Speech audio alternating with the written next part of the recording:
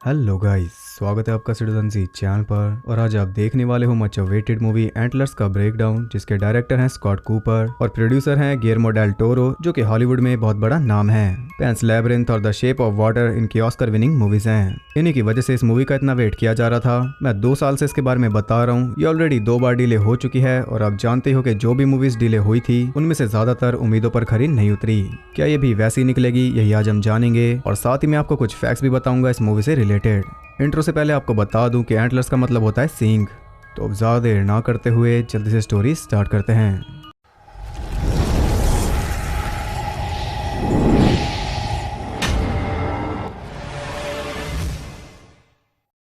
Movie के start में हम देखते हैं एडन नाम के एक बच्चे को, जो कि एक अबैंडन माइन में घूम रहा है। वहाँ पर वो आया है अपने डैड फ्रैंक वीवर के साथ, जो कि उस माइन में एक मैथ लैब चलाता है।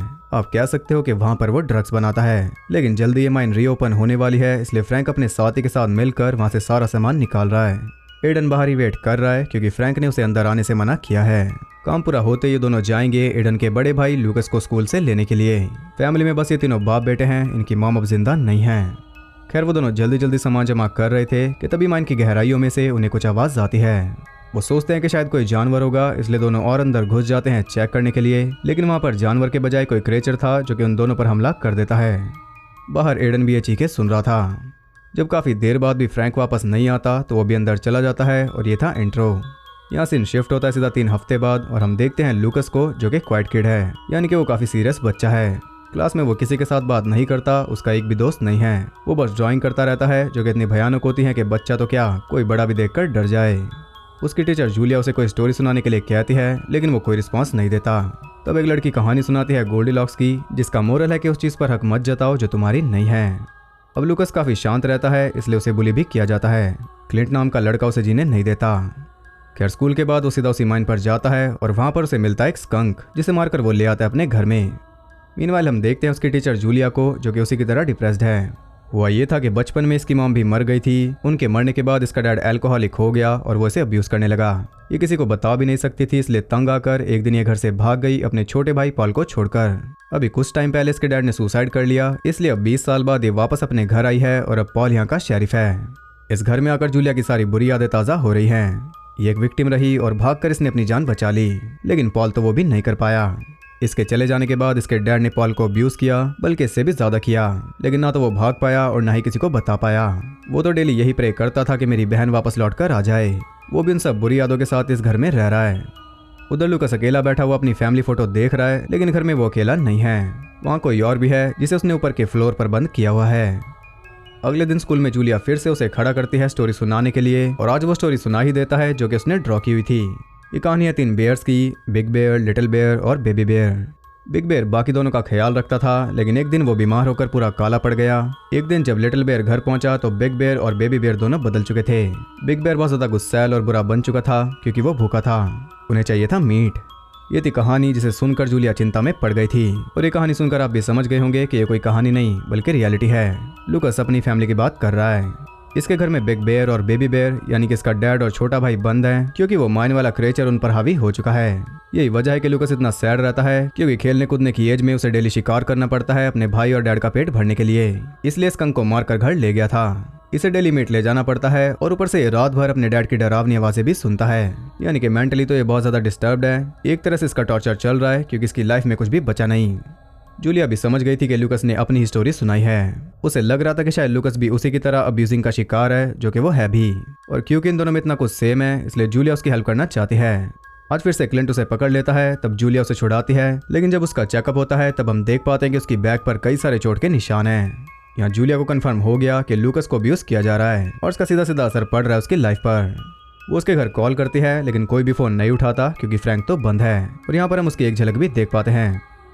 स्कूल के बाद जब सारे बच्चे स्कूल बस में जा रहे थे, तब लूकस अकेला पैदल जा रहा था। जूलिया उसे फॉलो करती है और वो देखती है कि लूकस एक आइसक्रीम शॉप के बाहर खड़ा होकर अंदर झांक रहा है। ये सब देखकर आप समझ रहे होंगे कि किस तरह उसे अपनी इच्छाएं मारनी पड़ती है, क्योंकि इच्छा पूरी करने वाला कोई है ही नहीं। ये देखकर जूलिया से रहा नहीं जाता, इसलिए वो उसे अंदर ले जाती है आइसक्रीम खिलाने के लिए। इसी बीच वो उसके साथ एक बॉन्ड बनाने की कोशिश कर रही थी, लेकिन लूकस उसके सभी सवालों का जवाब दिए बिना ही वहां से चल देता है, और जाते हुए कहता है कि इस बार मेरा पीछा मत करना। वहाँ से निकलकर वो सीधा जाता है माइन पर, जहाँ उसे एक मरे हुए जानवर की बॉडी मिलती है, यानी कि आज के खाने का इंतजाम हो गया। उसे बैग में डालकर वो अपने घर लेकर आ रहा था और उधर जूलिया उससे पहले ही उसके घर पहुंच गई। घर को देखकर लग रहा है कि जैसे वहाँ कोई रहता ही नहीं। जूलिया जाकर दरवाजे पर नॉक करती है, लेकिन वो तो पहले से ही ओपन था। तभी फ्रैंक गुर्राने लगता है और डर के मारे जूलिया जल्दी से वहाँ से निकल जाती है। घर पहुंचकर लूकस उस जानवर के पीस करता है और उसके बाद उसे ले जाता है ऊपर उन दोनों के पास। यहाँ पर हम उन दोनों को ठीक से देख पाते हैं। फ्रैंक तो एकदम जंगली बन चुका है, लेकिन एडन की हालत उतनी खराब नहीं है और यही वजह है कि लूकस पूरी तरह उनकी सेवा में लगा हुआ है, क्योंकि उसे उम्मीद है कि जल्दी ये दोनों ठीक हो जाएंगे। उसे लगता है कि ये बस बीमार हैं और बीमारी देखकर अपनों को छोड़ा नहीं जाता। खाना देने के बाद वो वापस नीचे भागकर दरवाजे को अच्छे से लॉक कर देता है। उधर जूलिया उसकी एक ड्राइंग को जोड़कर देख रही थी, तभी वहाँ पॉल भी आ जाता है। वो उससे फ्रैंक के बारे में पूछती है और साथ ही उसे बताती है कि उसे लूकस के बारे में क्या लगता है। उधर लूकस बैठा हुआ ड्राइंग कर रहा था, तभी एडन उसे रो रो कर आवाजें लगाता है कि मुझे भूख लगी है, और अब तक हम ये जान पाए हैं कि इनकी भूख शांत नहीं होती। इसलिए लूकस भी कान बंद करके बैठ जाता है। अपने फादर और छोटे भाई को भूख से रोते हुए सुन सुनकर उसकी रातों की नींद उड़ गई है। अगली सुबह वो जंगल में एक ट्रैप लगा रहा था और कुछ इस तरह भी वो खाने का इंतजाम करता है। अचानक उसे कुछ सुनाई देता है, इसलिए वो जाता है चेक करने। वो वहाँ का पुराना शरीफ वॉरन था, जिसे एक सड़ी हुई लाश मिली है जो कि है फ्रैंक के साथी की। उधर जूलिया लूकस का डेस्क चेक करती है तो उसे कुछ बुक्स मिलती हैं, जिन्हें देखकर हमें पता चलता है कि वो इतना सब कहाँ से सीख रहा है। वहाँ उसकी स्केच बुक भी थी, जिसे ले जाकर वो दिखाती है प्रिंसिपल एलन को, और वो इतनी ज़्यादा डिस्टर्बिंग थी कि उसके भी होश उड़ गए थे।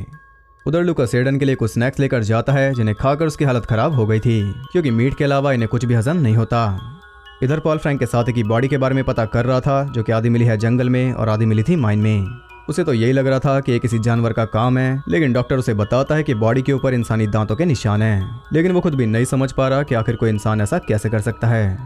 मीनवाइल एलन पहुंच जाती है लूकस के घर, और उन दोनों ने भी उसे आते हुए देख लिया था, इसलिए एडन रोने लगता है ताकि वो दरवाजा खोलकर ऊपर आ जाए, और एग्जैक्टली यही वो करती है। जैसे वो ऊपर जाती है उसे मिलता है एडन, जो कि बेड था, और अपने डैड के कहने पर ही वो ये सब कर रहा है। उसकी हालत देखकर एलन जल्दी से उसके पास जाती है, तभी फ्रैंक पीछे से अटैक करके उसे खाने लगता है। थोड़ी देर बाद उसकी बॉडी में कुछ हो रहा था, उसके मुंह से एंटलस निकल रहे थे। उधर पॉल उस माइन को चेक करने जाता है और वहां पर कई सारे बैग्स लटके हुए थे, जिन्हें हमने स्टार्टिंग में भी देखा था। वॉरन एक नेटिव अमेरिकन है, इसलिए वो बताता है कि ये मेडिसिन बैग्स हैं डिफेंस के लिए, यानी कि ये बैग्स इसीलिए लटकाए गए थे ताकि वो क्रेचर बाहर ना निकल पाए। लेकिन फ्रैंक खुद ही उसके पास गया और तब उसकी बॉडी में एंटर होकर वो क्रेचर यहाँ से निकल गया। इसका मतलब कि माइन बंद इसीलिए हुई थी क्योंकि धरती की गहराइयों में सो रहा वो क्रेचर जाग गया था। तो यहाँ में स्टार्टिंग से लेकर अब तक सब कुछ क्लियर हो गया। माइनिंग की वजह से क्रेचर जागा, जिसे माइन में ही कैद कर दिया गया, लेकिन फ्रैंक की वजह से वो बाहर निकल गया है। यहाँ तक कि वो फ्रैंक की बॉडी से भी निकल रहा है अपनी असली फॉर्म लेकर। खैर वहाँ पर उन्हें एक एंटलर भी मिलता है, जो किसी जानवर का नहीं है। अब इससे पहले कि वो और आगे बढ़ पाते, पॉल को मैसेज मिलता है एलन के गायब होने का, इसलिए वो जल्दी से वहाँ से निकल जाता है। उधर लूकस आज का शिकार ढूंढ रहा था, तभी उसे घेर लेता है क्लेंट। वो उसे पीटने आया था, लेकिन वहाँ पर वो क्रेचर भी मौजूद है, जिसे देखकर लूकस तो भाग जाता है, लेकिन क्लेंट को उसने खा लिया। लूकस अपने घर पहुंचता है तो बाहर उसे मिल जाती है एलन की कार, जिसे देखकर वो सब कुछ समझ गया था। ऊपर जाकर वो देखता है कि वो दोनों ही वहां से भाग गए। अब जल्दी से एलन की कार को कवर करके वो खून के निशान साफ कर रहा था। उधर पॉल जूलिया को बताता है कि एलन गायब है। तब जूलिया कहती है कि मैंने उसे लूकस के डैड से बात करने के लिए कहा था। ये सुनकर पॉल भी लूकस के घर पहुंच जाता है, लेकिन वो दरवाजा नहीं खोलता, और क्योंकि उनके पास वारंट नहीं था इसलिए वो भी वापस चल देते हैं। अगली सुबह क्लिंट की मॉम भी उसके पास आ गई थी, क्योंकि वो भी गायब है। ये सुनकर जूलिया से रहा नहीं जाता, और इतने में लूकस स्कूल में था, वो पहुंच जाती है उसके घर, जहाँ पर एलन की कार भी मिल जाती है और साथ में उसकी आधी खाई हुई बॉडी भी। वहाँ पर एक फटी हुई बॉडी भी पड़ी थी, जो कि है फ्रैंक की। वो क्रेचर उसे फाड़ कर बाहर निकल आया। ये बात हम जानते हैं, लेकिन वो सब एकदम क्लूलेस हैं। लूकस घर आता है तो वो सीधा उसे भेज देते हैं हॉस्पिटल। उसे चेक करने के बाद डॉक्टर बताता है कि उसकी बॉडी और दिमाग बहुत ज़्यादा डैमेज है, क्योंकि उसे ठीक से खाना नहीं मिला। उसकी हालत ख़राब है, इसलिए आज रात तो वो कोई बयान नहीं देगा। यहाँ में दिखाया जाता है कि असल में हुआ क्या था। जब फ्रैंक माइन से वापस आया था तो उसकी हालत बिगड़ रही थी। तब उसने खुद ही दरवाजे पर लॉक्स लगाकर लूकस को कहा था कि मैं बीमार हूँ, तुम दरवाज़ा लॉक कर लो और चाहे मैं कुछ भी बोलूँ ये दरवाज़ा मत खोलना। लूकस ने वैसा ही किया, लेकिन कुछ दिन बाद एडन की हालत भी बिगड़ने लगी, और तब तक फ्रैंक की हालत बद से बदतर हो चुकी थी। उसने एडन को भी अपने साथ अंदर ले लिया, क्योंकि वो भी अफेक्टेड था। उस दिन के बाद से लूकस रात भर सो नहीं पाता, दिन में स्कूल भी जाता है और उनके लिए खाना भी लाता है। उधर पॉल और जूलिया वॉरन के पास जाते हैं, क्योंकि वो क्रेचर के बारे में जानता है। सारे सबूत और लूकस की ड्राइंग्स देखने के बाद उसे कंफर्म हो गया है कि वो क्रेचर है एक wendigo. Wendigo native American folklore में एक कैनिबलिस्टिक इविल स्पिरिट है। वो जंगलों में घूमकर इंसानों को पोजेस करके दूसरे इंसानों को खाती है। उनकी भूख कभी शांत नहीं होती। उन्हें सिर्फ तभी मारा जा सकता है जब वो कमजोर हों, और कमजोर वो होते हैं अपने शिकार को खाने के बाद। बस तभी उसके दिल को तबाह करके उसे मारा जा सकता है, नहीं तो वो किसी और बॉडी में घुस जाएगी। वेंडिगो के बारे में इंटरनेट पर काफी इंफॉर्मेशन मौजूद है, अब चाहो तो चेक कर सकते हो। प्राइमल रिज में ओमा भी एक नेटिव अमेरिकन स्पिरिट थी। खैर अब ये दोनों सब कुछ जान चुके हैं, लेकिन इनके लिए यकीन कर पाना मुश्किल है। वो अपने घर जा रहे थे तभी पॉल को मैसेज मिलता है कि उन्हें क्लिंट की बॉडी मिल गई। उसका भी वही हाल था। अब तक ये टाउन एकदम शांत था, लेकिन अचानक इतने लोग मर रहे हैं, वो भी इतने बुरे तरीके से। उन्हें कच्चा खाया जा रहा है। फिर भी पॉल को वारन की बात पर यकीन नहीं हो रहा। यहाँ से वो दोनों हॉस्पिटल जाते हैं लुकस को लेने के लिए, और उसे लेकर वो पहुंच जाते हैं अपने घर, क्योंकि उसकी देखभाल करने वाला अब कोई भी नहीं। खैर था तो पहले भी नहीं। पॉल चला गया था, लेकिन घर के बाहर वो छोड़कर गया था डेप्यूटी डैन को। जूलिया लुकस को बताती है कि तुम्हारे डैड मर चुके हैं, लेकिन वो कहता है कि वो मेरे पुराने डैड थे जो खराब थे। मेरे नए डैड तो एडन के साथ हैं और वो मुझे लेने आएंगे, क्योंकि एडन का ध्यान रखने वाला कोई नहीं। जूलिया को उसकी बातें समझ नहीं आ रही थी, इसलिए समझाने के लिए वेंडिगो वहां पहुंच जाता है। डैन चेक करने जाता है और जाते ही उसने पॉल को इन्फॉर्म कर दिया कि यहाँ पर कोई है। पॉल भी घर के लिए निकल गया और घर में जूलिया लुकस को लेकर छुप गई, लेकिन वो छुपना नहीं चाहता। उसे अपने भाई के पास जाना है। बाहर चेक करने पर डैन को मिलता है एडन, जो कि ऑफकोर्स बेट था। यहाँ वेंडिगो डैन को मार देता है। पॉल भी घर पहुंच गया और पहुंचते उसका वेलकम करता है वेंडिगो। वो पॉल को काफी ज्यादा जख्मी करके चला जाता है और उसके साथ लुकस भी चला गया। जूलिया जानते हैं कि वो माइन में गए हैं, इसलिए पॉल को पैचअप करके वो भी वहीं पर पहुंच जाती है। पॉल बेहोश था, इसलिए वो अकेले अंदर जाती है और वो दोनों भाई उसे मिल जाते हैं, लेकिन साथ में वेंडिगो भी था जो कि एक भालू को खा रहा था। जूलिया उसका सामना करती है और यहाँ पर हम उसे ठीक से देख पाते हैं। इस वक्त ये कमजोर है, क्योंकि अभी ये खाकर हटा है, यानी कि यही वक्त है इसे मारने का। जूलिया पूरा ट्राई कर रही थी, फिर भी वो उस पर भारी था। तब उसकी हेल्प करता है लुकस, क्योंकि वो समझ गया था कि उसका डैड नहीं है। एक चाकू से चीर फाड़ कर जूलिया उसका दिल बाहर निकाल देती है, जिससे वो मर जाता है। लेकिन अभी मूवी एंड नहीं हुई। उसके बदले अब चिल्ला रहा है एडन, क्योंकि वो भी तो पोजेस्ड है। अब वेंडिगो उसके अंदर से निकलेगा। जूलिया उसे भी मारने जा रही थी, लेकिन लुकस उसे रोकता है ये कहकर कि वो ठीक हो जाएगा। लेकिन असल में वो भी जानता है कि एडन ठीक नहीं होने वाला, इसलिए फिर वो जूलिया को नहीं रोकता। एडन को पकड़कर वो उसका दिल भी बाहर निकाल लेती है और कुछ इस तरह लुकस की पूरी फैमिली खत्म हो गई। लेकिन अब उसकी नई फैमिली है जूलिया और पॉल। हालांकि पॉल उसे रखना नहीं चाहता, क्योंकि उसे डर है कि लुकस भी पोजेस्ड है और जल्दी वो भी बदल जाएगा। लेकिन जूलिया को ऐसा नहीं लगता।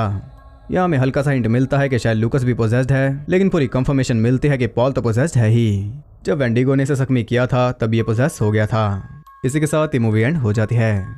तो मूवी एंड हुई है सीक्वल की होप के साथ, जो कि मुझे नहीं लगता कि आएगा। मूवी सही है, लेकिन बहुत ज्यादा बेस्ट भी नहीं है। 2019 में आ जाती तो शायद ज्यादा इफेक्टिव रहती, क्योंकि इस साल हमने कई सारी ऐसी मूवीज देखी हैं जिनमें सेम मैसेज था कि नेचर का सफाया मत करो, नहीं तो तुम्हारा सफाया हो जाएगा। ये मैसेज हमें स्टार्टिंग में ही दे दिया गया था। उस पे हक मत जताओ जो तुम्हारा है ही नहीं। लेकिन इंसान समझता है कि हर एक चीज उसी के लिए बनी है। डिले होने की वजह से इसकी खासियत चली गई है, लेकिन फिर भी ये डिसअपॉइंट नहीं करती। तो अब बात करते हैं इंटरेस्टिंग फैक्ट्स के बारे में। जब मैं वीडियो बना रहा हूँ तब तक ये $19 मिलियन के आसपास कमा चुकी है। 7 दिनों के अंदर इसे शूट कर लिया गया था। 30 नवंबर 2018 तक इसकी शूटिंग पूरी हो चुकी थी, लेकिन ये रिलीज हुई अक्टूबर 2021 में जाकर। कोविड की वजह से डिले हुई। ये मूवी बेस्ड है निक एंटोस्का की स्टोरी द क्वाइट बॉय पर। ये तीसरी बार है जब जेसी प्लेमस ने शेरिफ का रोल किया। ये रोल वो पहले कर चुके हैं अमेरिकन मेड और गेम नाइट में। जे ब्रेजू जिन्होंने रोल किया है डॉक्टर का, वो ऐसी एक मिलती जुलती फिल्म में थे जिसका नाम था हॉर्न्स।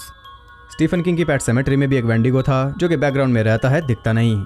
तो ये थे कुछ इंटरेस्टिंग फैक्ट्स। आई होप आपको पसंद आए होंगे। अगर आपको वीडियो पसंद आई तो उसे एक लाइक जरूर करना, और मूवी आपको कैसी लगी वो भी आप बता सकते हो।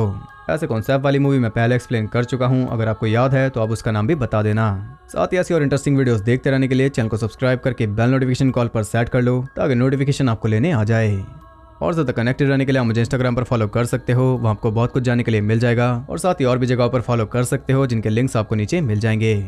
तो मैं मिलता हूँ आपसे अगली वीडियो में, तब तक के लिए सबको बाय।